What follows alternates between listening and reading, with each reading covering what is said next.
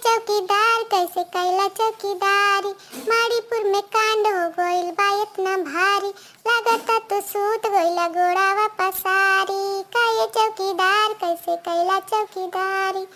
TV पर दिखावल जाता है, टीवी पर दिखावल जाता ज्योति आलोक के, टीवी पर दिखावल जाता ज्योति आलोक के। माड़ीपुर में इज्जत गुंडे लूटे ताल ठोक के, माड़ीपुर में इज्जत गुंडे लूटे ताल ठोक के।